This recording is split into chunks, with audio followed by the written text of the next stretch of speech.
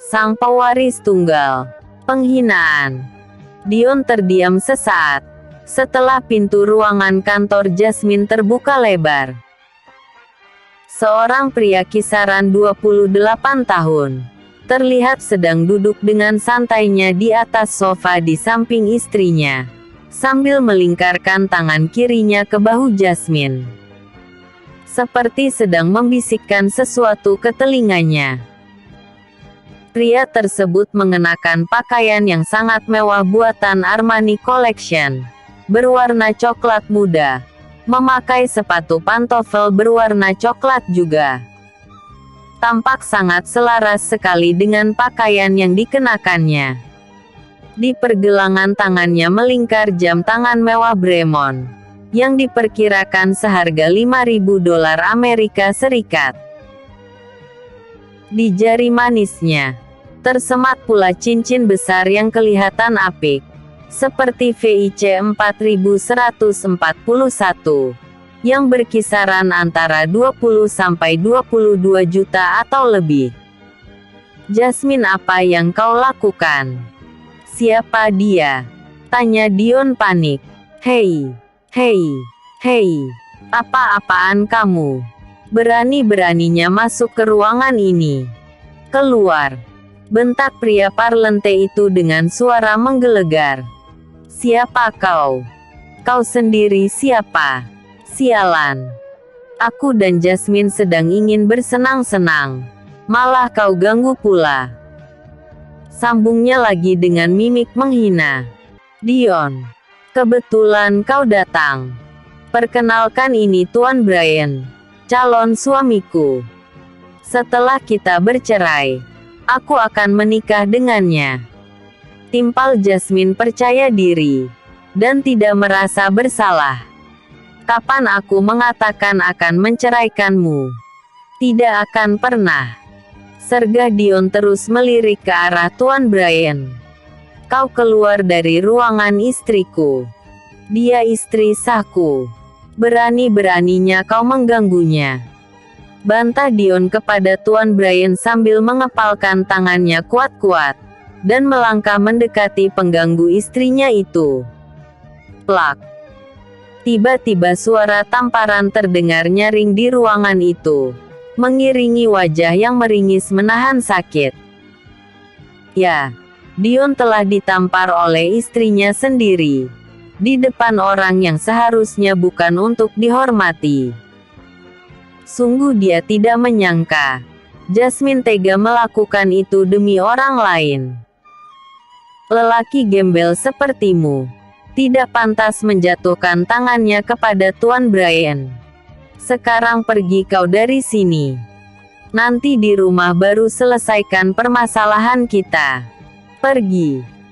Jasmine mengusir Dion dengan kasarnya, sambil mendorong tubuhnya hingga terjengkang ke belakang. Dan segelas anggur merah disiramkan ke kepala Dion, hingga membuat kepala juga sebagian bajunya basah kuyup.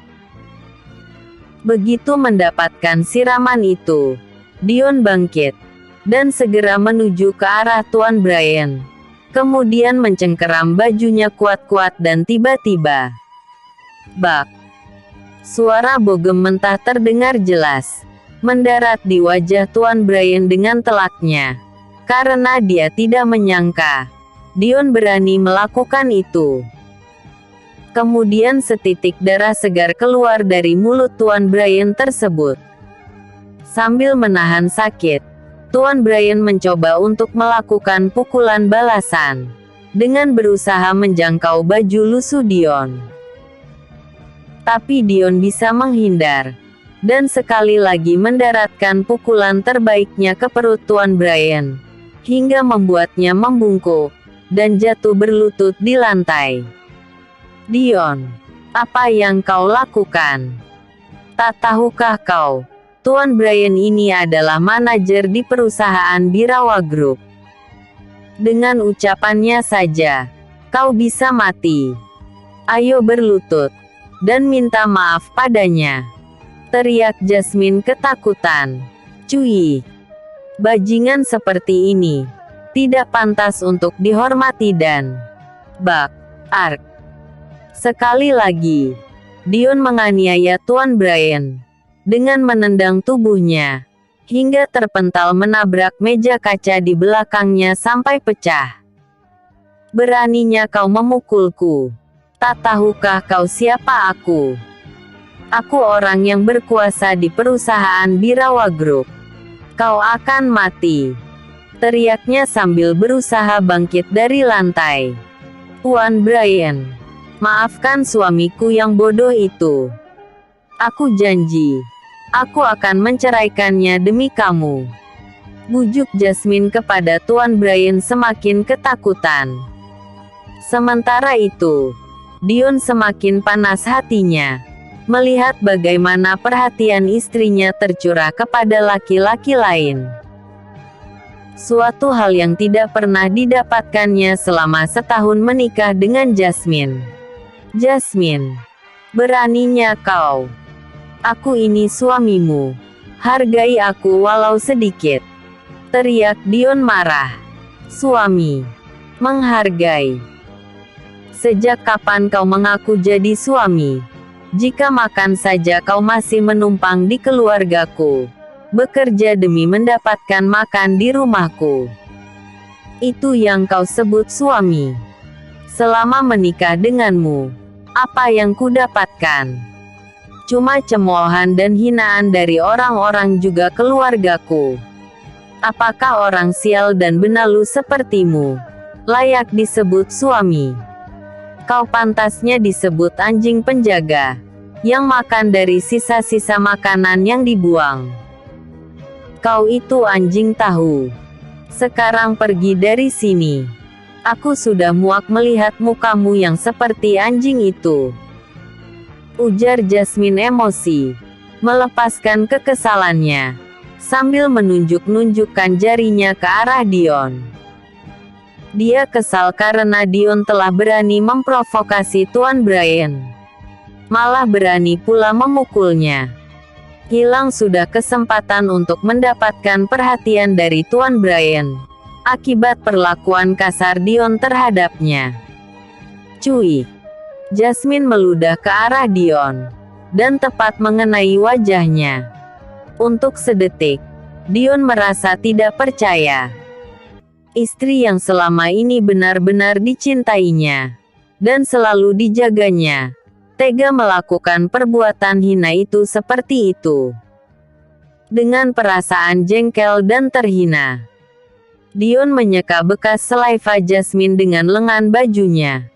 Kemudian berkata, "Baiklah, aku akan pergi, dan tidak akan mengganggu kesenanganmu lagi.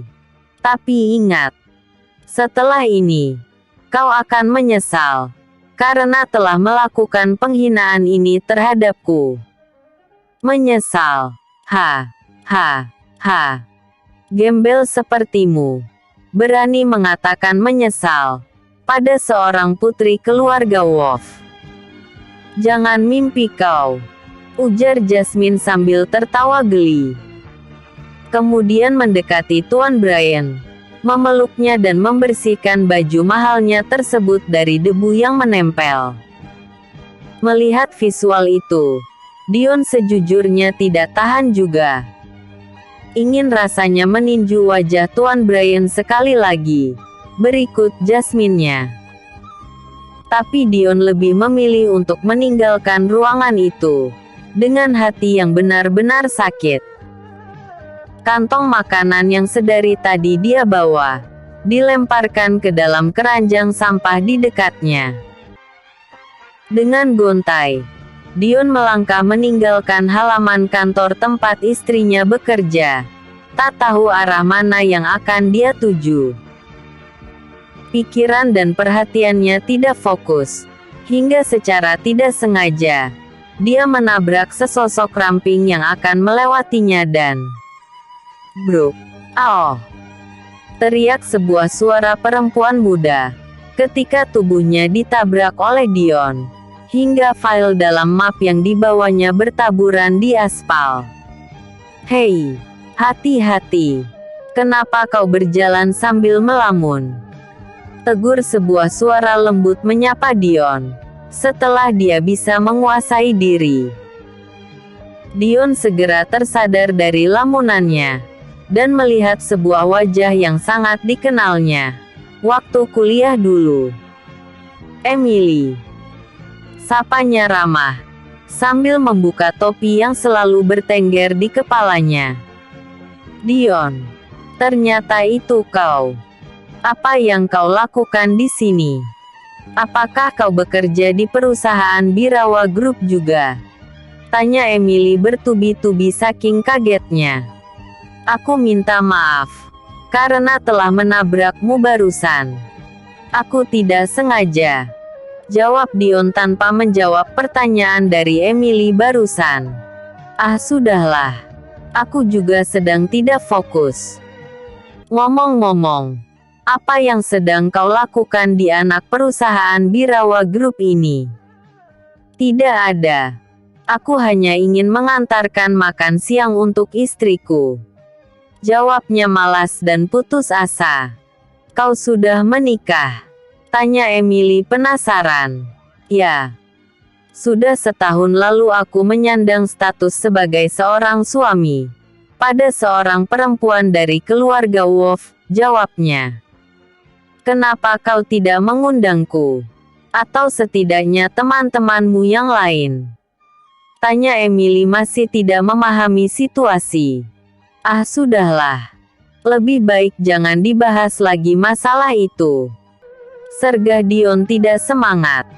Sebagai seorang perempuan yang cerdas, Emily memahami ada suatu kejanggalan dari cerita Dion. Tapi dia lebih memilih mengganti topik lain untuk mengusir kecanggungan obrolan mereka. Oh ya Dion, setelah lulus kuliah, apa saja yang kamu kerjakan? Setelah lulus itu, kawan-kawan seperti kehilangan kontak denganmu. Sebenarnya apa yang terjadi? Tanya Emily mencoba merubah suasana canggung menjadi lebih rileks.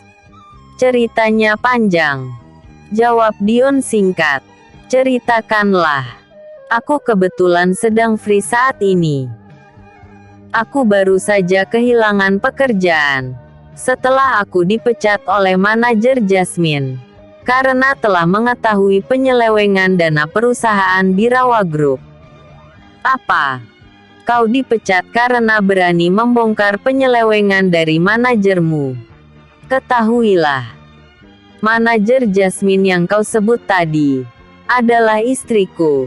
Dia juga yang telah mengusirku dari sana barusan. Celetuk Dion emosi. Oh, kalau begitu aku minta maaf. Aku tidak berniat untuk menghinanya. Sekali lagi maaf. Kau tenang saja. Saat ini, aku memang suaminya. Tapi sebentar lagi, aku akan menjadi mantannya. Apa maksudmu? Bukankah Nona Jasmine itu cantik? Kenapa juga kau ingin menjadi mantannya? Tanya Emily tidak mengerti. Lagi-lagi panjang ceritanya. Aku tidak bisa menceritakannya di sini. Oh kalau begitu kita ke kafe bambu saja, yang tak jauh dari sini. Kau yakin ingin mengajakku ke sana? Tanya Dion tidak percaya. Kenapa? Kau tidak mau? Jawab Emily malah balik bertanya. Bukan begitu. Aku cuma heran. Kenapa kau sangat baik padaku? Walaupun sudah tahu keadaanku. Gelagapan Dion menjawabnya. Bagiku, kau adalah sahabat terbaikku. Dulu, kini dan nanti.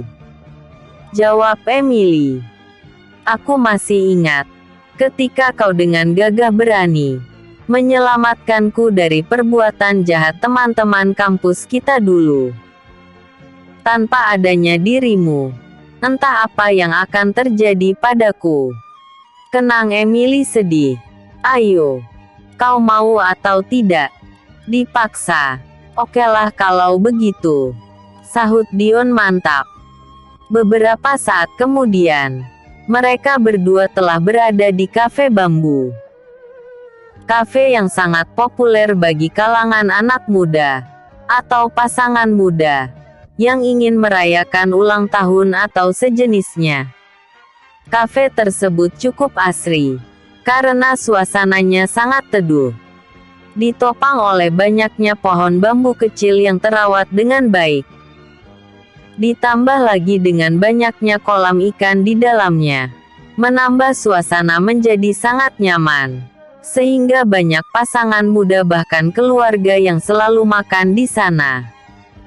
Tentu saja bagi yang levelnya berada di kalangan menengah ke bawah. Setelah mendapatkan tempat yang pas, berada di pinggir kolam ikan yang jernih, yang dilengkapi pula oleh air mancur kecil, Dion dan Emily segera duduk di gazebo mungil yang cantik. Beberapa saat berlalu, belum ada yang mencoba memulai percakapan.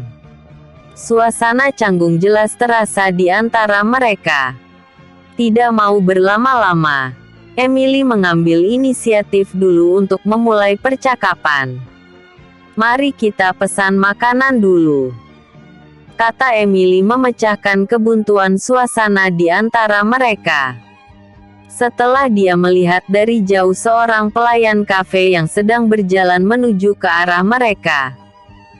Tanpa diduga sama sekali, Dion meluapkan kekesalan hidupnya selama ini kepada temannya Emily tanpa diminta. "Kau pesanlah. Aku ini lelaki tidak berguna.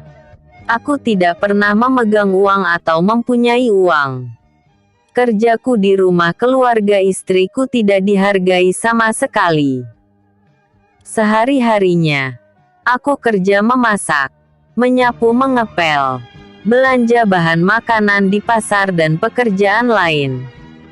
Nyaris aku tidak mempunyai waktu untuk mencari uang sendiri," ujarnya sambil menyeka buliran seperti air mata yang mengalir tipis di matanya. "Kau menangis, Dion?" tanya Emily bingung. "Ah tidak, cuma keringat biasa," jawab Dion asal bicara. Pembicaraan mereka terhenti ketika pelayan yang akan melayani mereka sampai dan menyodorkan list menu makanan dan minuman yang ada di kafe tersebut. Setelah memesan makanan, suasana kembali canggung. Tak seorang pun yang berinisiatif untuk memulai pembicaraan. Tapi tiba-tiba, "Kau jangan khawatir. Hari ini aku yang akan mentraktirmu. Jangan rendah diri karena hal itu," kata Emily memecahkan keheningan suasana. "Aku siap mendengar apapun yang akan kamu ceritakan hari ini. Ayolah, lepaskan semua unek-unekmu padaku." Dion mengembuskan nafas berat, lalu melanjutkan berkata, "Selama setahun lebih, aku menjadi babu bagi mereka. Aku terpaksa melakukan itu, karena pesan kakek mereka, yang telah menolongku, ketika nyawaku hampir melayang, diracun oleh sekelompok pemuda suruhan sebuah keluarga kaya raya di kota B. Setelah aku sembuh, 3 bulan kemudian aku dinikahkan dengan cucunya. Menurut kakek, aku tidak sesederhana penampilanku. Dia bersikukuh tetap menikahkan cucunya denganku, setelah dia melihat kalung yang kupakai ini," kata Dion sambil memperlihatkan kalung yang melingkar di lehernya selama ini. Sesaat Emily melihat kalung tersebut, tanpa berniat untuk menyentuhnya. Dia hanya melihat dari jarak 1 meter kalung itu. Tapi apa yang dilihat, jelas tidak salah. Kalung itu memang mengandung sebuah misteri yang besar. Tapi apa itu? Terus kenapa selama ini kau tidak berusaha untuk mencari kerja di luaran sana? Tanya Emily jelas tidak mengerti kondisi Dion. "Aku sudah mencoba melamar kerja di mana-mana, tapi rata-rata hanya menjadi OB atau cleaning service di perusahaan-perusahaan besar itu. Tidak ada di antara mereka yang mempercayai kemampuanku. Atau memang ada seseorang yang berpengaruh di kota B untuk menekan semua perusahaan-perusahaan itu agar tidak menerimaku bekerja pada mereka. Tapi itu hanya asumsiku saja. Aku juga pernah melamar di perusahaan raksasa Birawa Group, tapi mentah-mentah aku ditolak di sana. Rata-rata manajernya bersikap arogan dan memandang rendah kepada kalangan bawah sepertiku. Jadi selama 1 tahun lebih ini, aku terus bertahan bekerja di keluarga Jasmine. Tapi itu tidak akan berlangsung lama lagi. Keluarga mereka, selain kakek Wolf, sangat membenciku. Apalagi ibu mertuaku, adik iparku, juga saudara sepupunya Jasmine. Boleh dikatakan, setiap hari, saat dan jam, kalau mereka melihatku, tuntutan untuk berpisah dengan Jasmine terus mereka kumandangkan. Terasa sudah kebal telingaku mendengarnya. Sejujurnya aku juga sudah tidak tahan melihat perlakuan mereka padaku. Tapi demi memenuhi wasiat kakek, aku terus bertahan terhadap cacian dan perlakuan buruk mereka terhadapku. Tapi semakin hari cacian dan perlakuan buruk mereka terhadapku semakin intens. Bukan hanya menyerang dengan kata-kata, tetapi mereka juga menyerangku secara fisik. Dan puncaknya adalah ketika dengan mata kepalaku sendiri, aku melihat istriku sedang bermesraan dengan laki-laki lain. Dengan tega, dia menghinaku di depan laki-laki itu, menamparkan, mendorong dan meludahiku di sana. Sebagai laki-laki, aku tidak naif. Aku sadar bahwa kalau begini terus, hidupku akan selalu tertindas. Harga diri hilang seperti binatang. Cinta telah membuatku buta. Cinta juga telah membuatku lemah. Aku berharap, dengan terus melayaninya, akan tumbuh benih cinta di hati Jasmine. Tapi ternyata pikiranku salah. Memanfaatkan cinta itu, Jasmine dan keluarganya mempunyai kesempatan untuk menindasku. Dalam 1 tahun semua pekerjaan rumah mereka dapatkan secara gratis melaluiku. Tapi sekarang, aku sudah membulatkan tekad. Aku akan menyetujui tuntutan mereka untuk berpisah dengan Jasmine.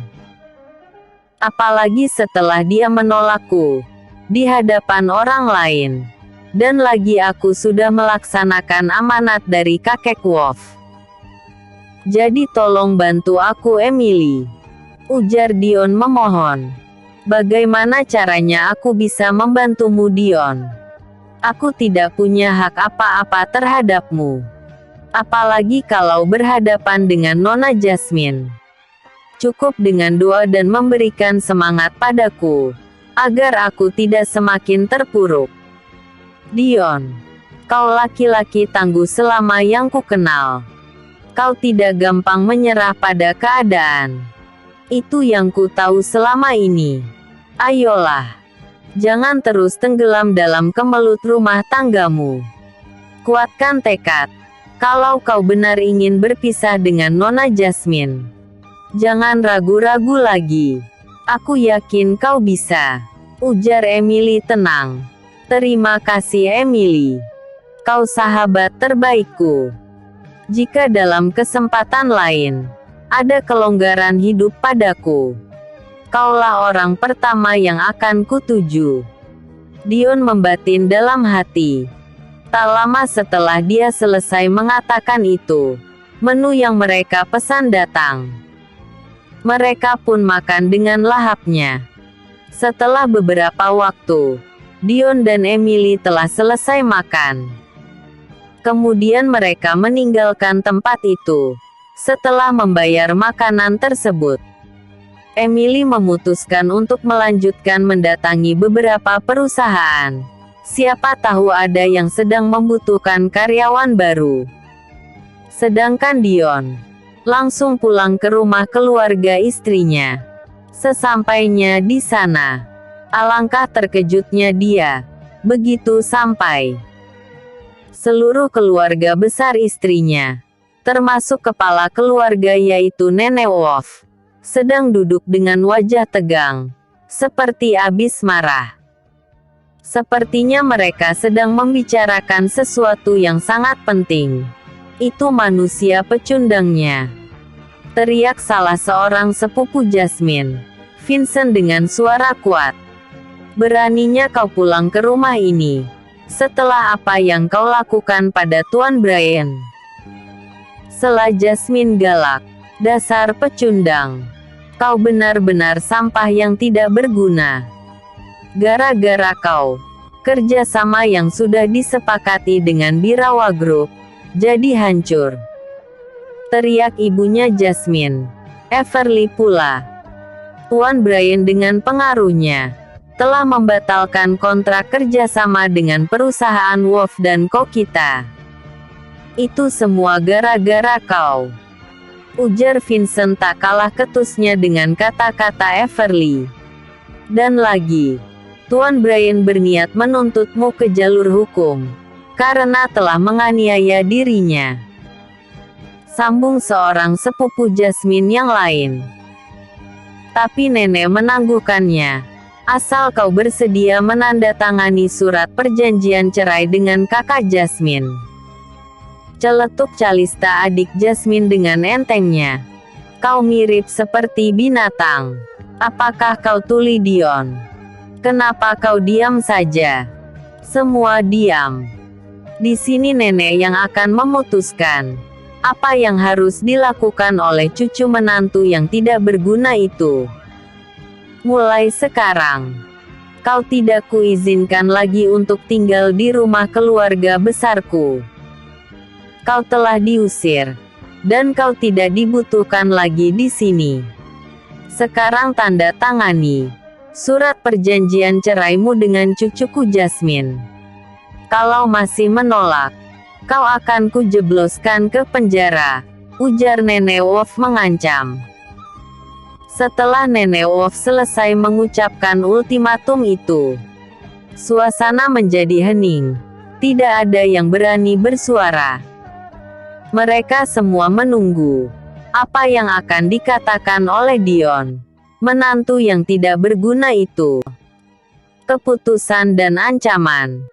Sepertinya sudah tidak ada lagi yang bisa aku lakukan di sini untuk membela diri.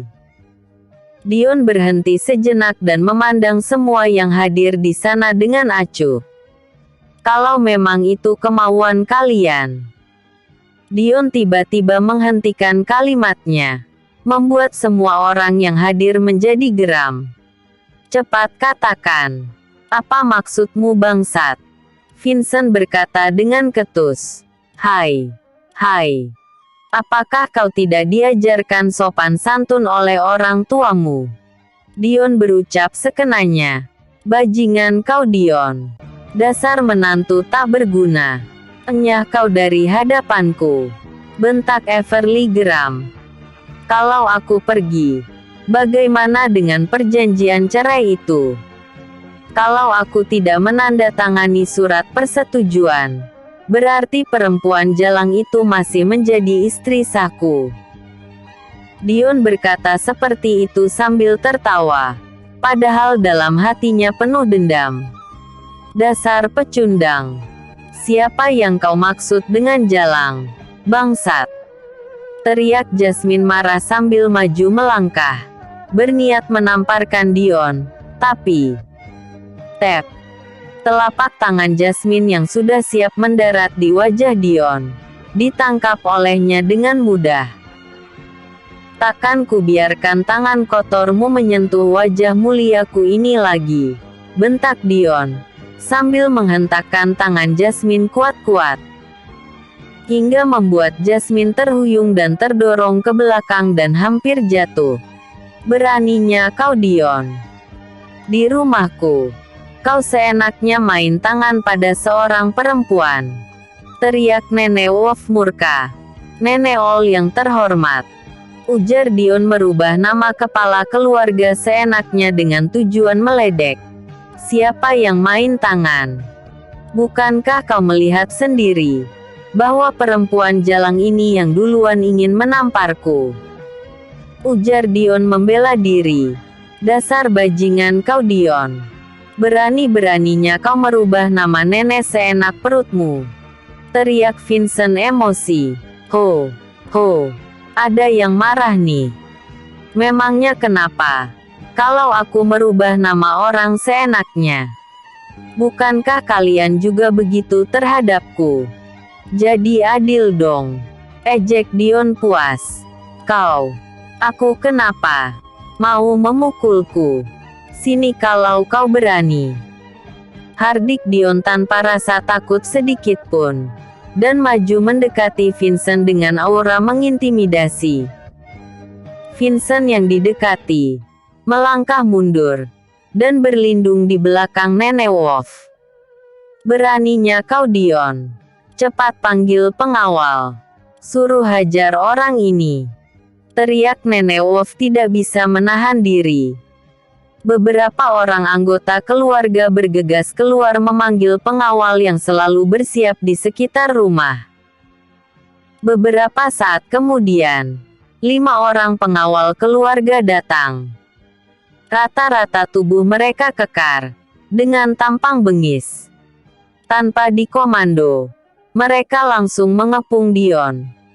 Kehadiran mereka bukan membuat Dion takut, tapi malah membuat Dion tertawa terbahak-bahak.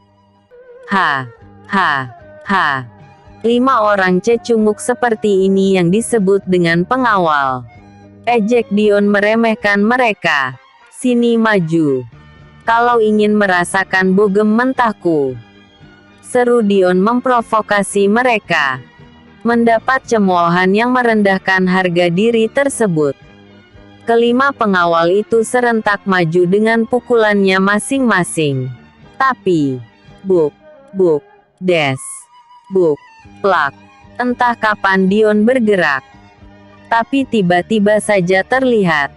Kelima orang pengawal itu terlempar ke segala arah, berguling-guling di lantai. Ada yang menabrak meja.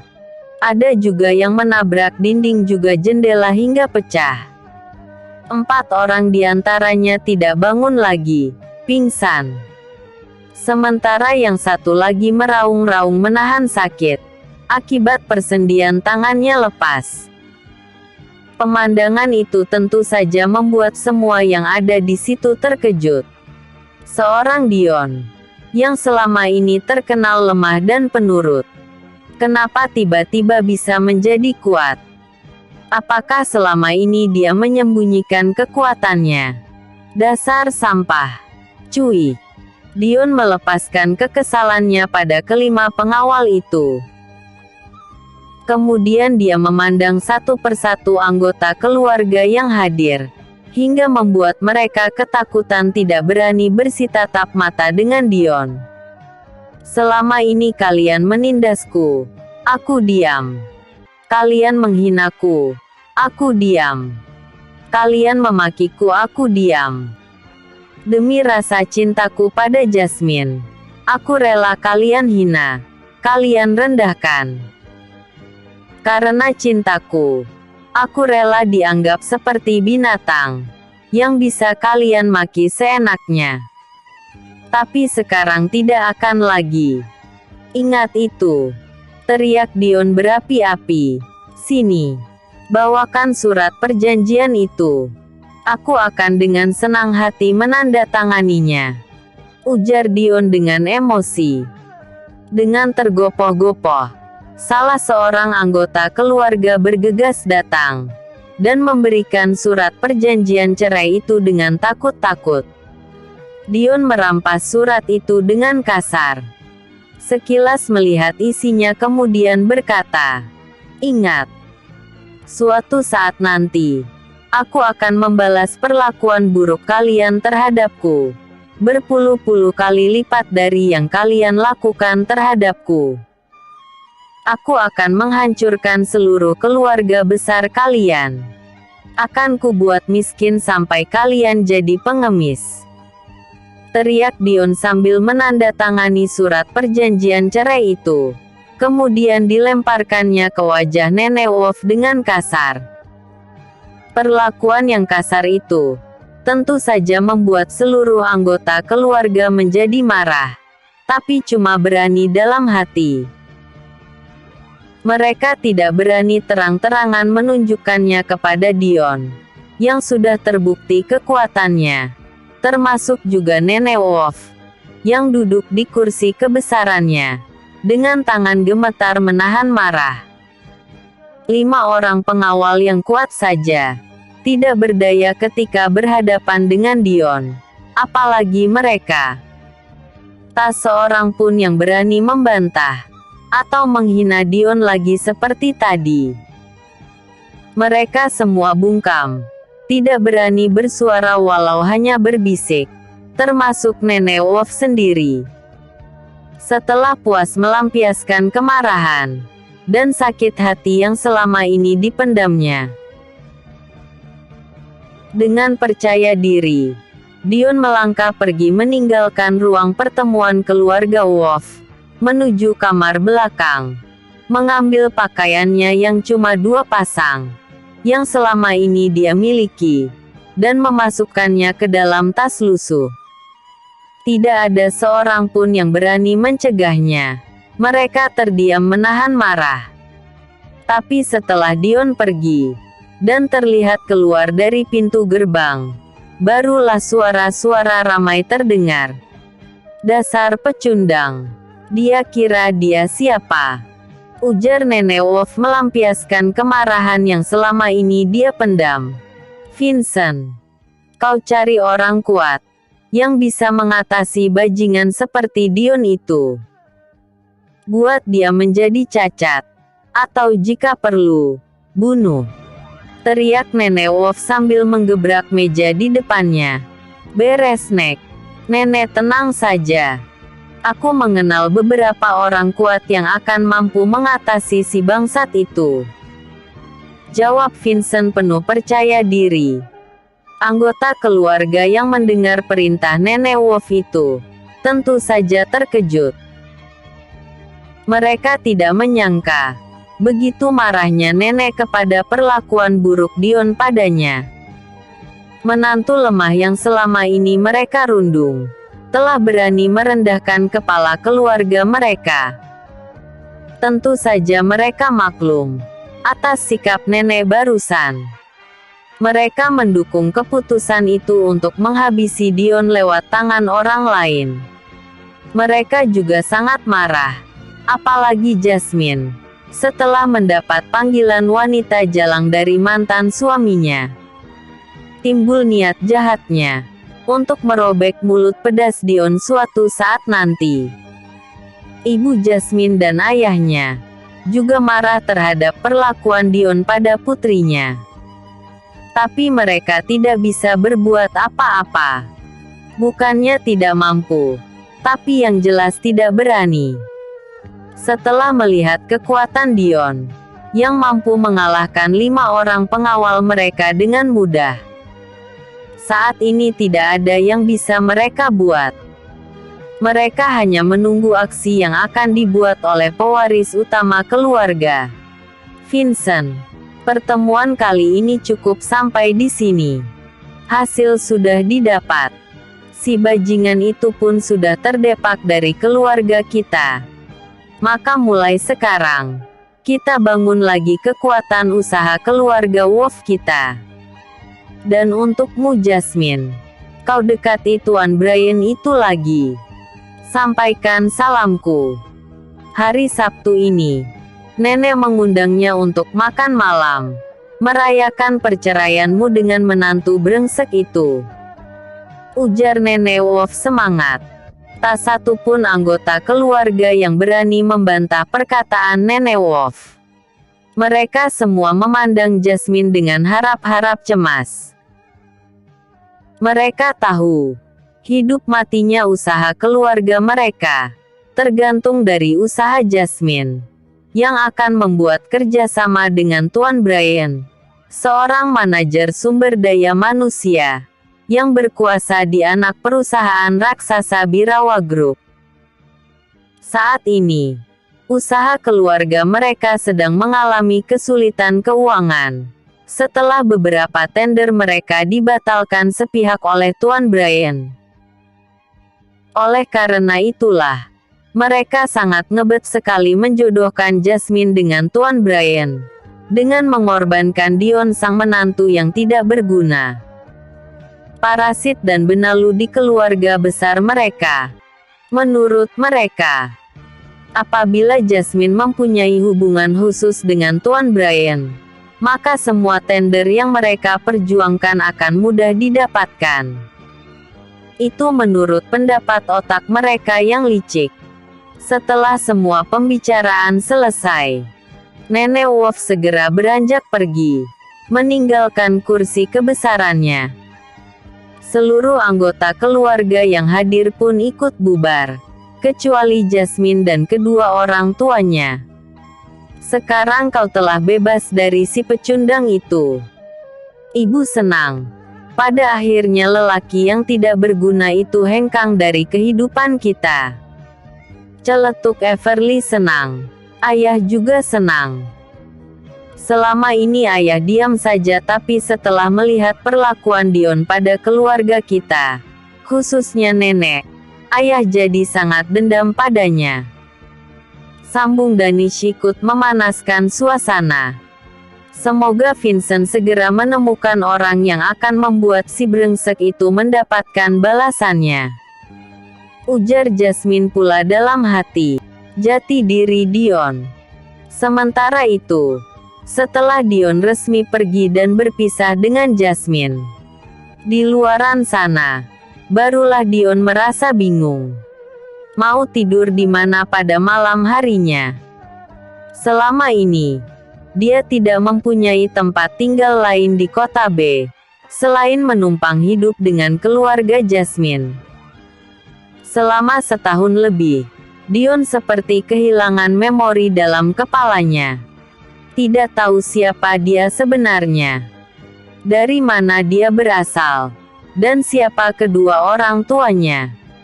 Semua itu masih menjadi misteri bagi Dion.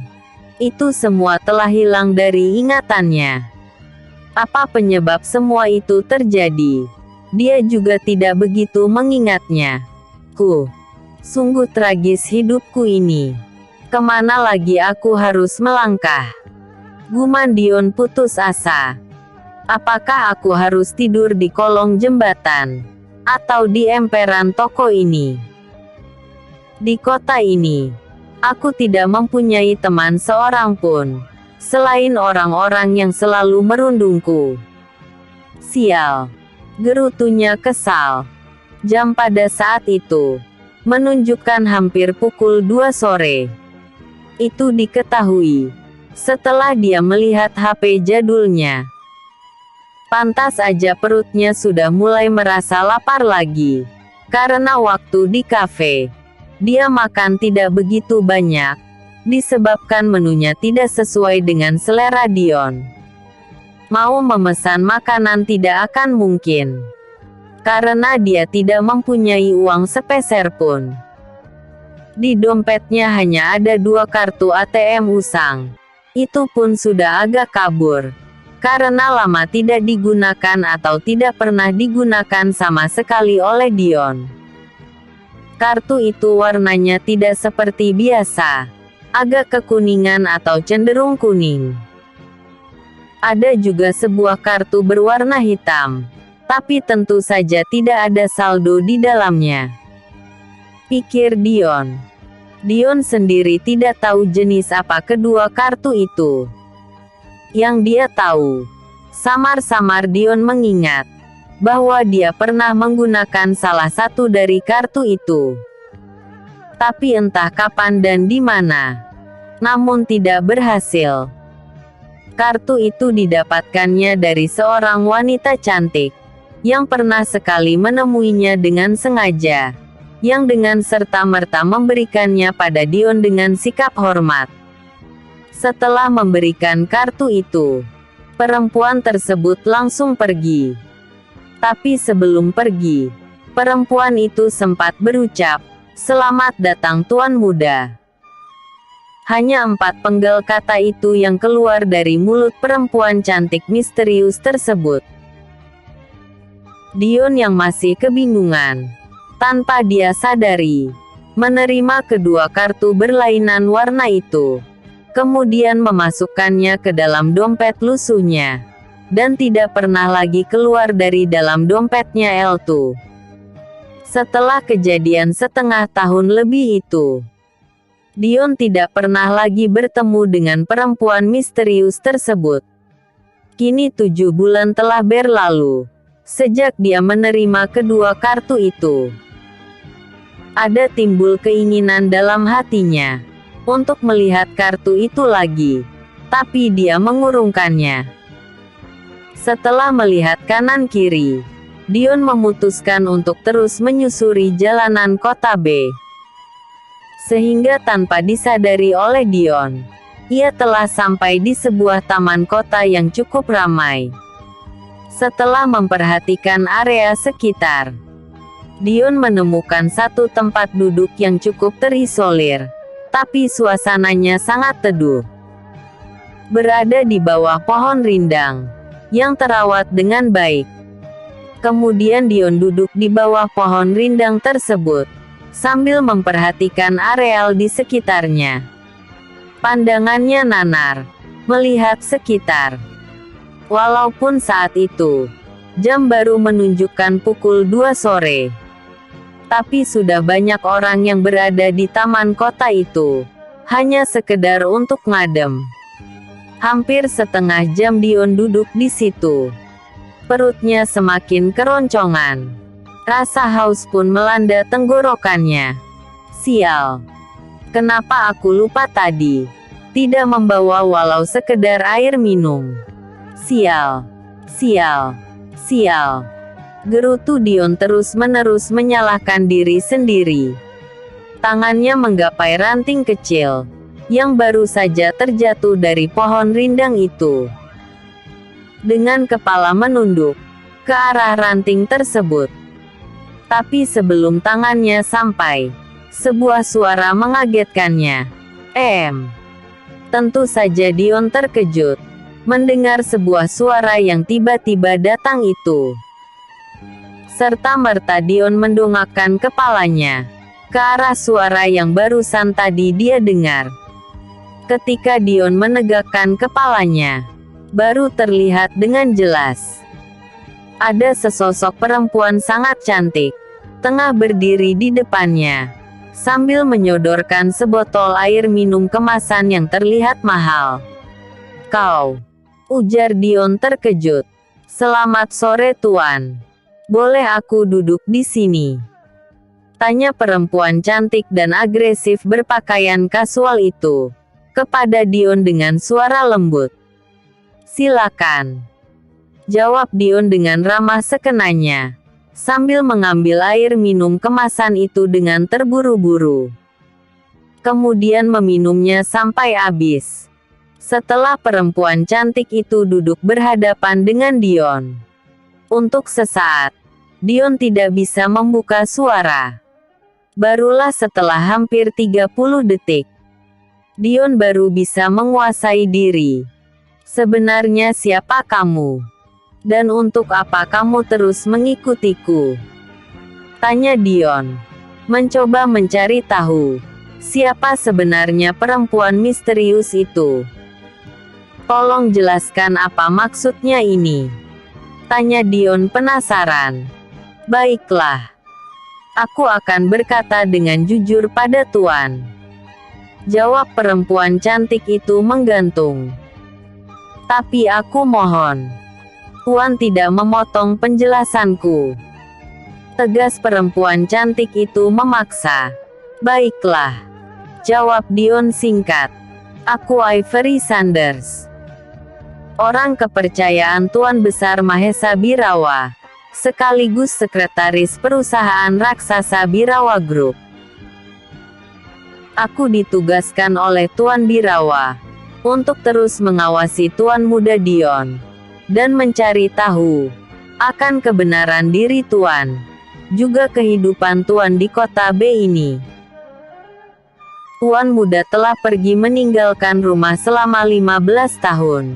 Sejak Tuan berumur 10 tahun, Tuan dikabarkan telah diculik oleh sindikat perdagangan manusia. Tuan Besar, juga kedua orang tua Tuan, terus berusaha mencari di mana keberadaan Tuan. Tapi selama 12 tahun, keberadaan Tuan tidak bisa ditemukan. Hingga kedua orang tua Tuan depresi dan meninggal. Tinggallah kakek Tuan sendiri, hidup sebatang kara di kota J. Tapi selama 3 tahun terakhir ini, kakek Tuan terus mencari di mana keberadaan Tuan, untuk memastikan apakah Tuan sudah mati atau masih hidup. Akhirnya, keberadaan Tuan berhasil ditemukan setelah mendapat berita dari seseorang bahwa Tuan masih hidup. Tapi orang itu tidak mau menunjukkan di mana keberadaan Tuan, hingga pada suatu ketika, secara tidak sengaja, orang-orang Tuan Besar melihat diri Tuan di pasar. Pada saat itu, Tuan sedang memakai baju tidak berkancing, hingga kalung yang Tuan pakai terlihat oleh mereka. Kalung yang Tuan pakai sama persis seperti gambar yang ada di HP mereka. Berita itu tentu saja menggembirakan Tuan Besar. Tapi untuk memastikan kebenarannya, Tuan Besar tidak terburu-buru menemui Tuan. Dia mengutusku untuk menyelidiki kebenaran berita Tuan, melaluiku juga orang-orangnya. Jadi selama setahun lebih, aku terus memantau Tuan, untuk memastikan bahwa Tuan memang orang yang aku cari selama ini. Walau wajah Tuan banyak berubah, tapi kalung yang Tuan pakai tidak bisa menipu kami bahwa Tuan memang benar adalah cucu tunggal Tuan Mahesa Birawa, pengusaha kakap di negara ini, bahkan dunia. Untuk lebih memastikan kebenarannya, dengan menggunakan teknologi canggih yang dimiliki oleh jaringan Tuan Besar, kami berhasil mendapatkan sampel darah juga rambut Tuan Muda. Melalui darah, juga rambut itulah Tuan Besar melakukan tes DNA untuk memastikan kebenarannya. Setelah memastikan dengan tes DNA itu, barulah Tuan Besar yakin bahwa Tuan Muda adalah keturunannya. Maka Tuan Besar memerintahkanku untuk memberikan kedua kartu debit itu kepada Tuan. Saldo awalnya masing-masing kartu itu berisi 25 miliar dolar. Jadi untuk kedua kartu, totalnya 50 miliar dolar. Apakah kedua kartu itu masih Tuan pegang? Tanya Avery Sanders menyelidik. Apa? 50 miliar dolar. Teriak Dion sedikit kuat. Benar Tuan. Setiap bulan, Tuan Besar terus menambah saldo di kedua kartu itu. Jadi diperkirakan selama setahun ini, jumlah saldo di kedua kartu Tuan sudah melebihi dari 50 miliar dolar. Uang itu tersimpan di 2 buah bank komersial di negara ini, yang terjamin keamanannya. Tuan bisa mengecek saldo Tuan di kedua bank dimaksud. Kata sandinya adalah tanggal lahir Tuan sendiri. Jadi kedua kartu itu sangat berharga. Tanya Dion masih belum percaya juga. Apakah Tuan tidak ingat Atau pura-pura tidak ingat bahwa 7 bulan lalu, Tuan pernah mencoba menggunakan salah satu kartu itu untuk sekedar membeli makanan ringan. Tapi tidak berhasil. Ejek Ivory Sanders merasa geli. Jadi kedua kartu itu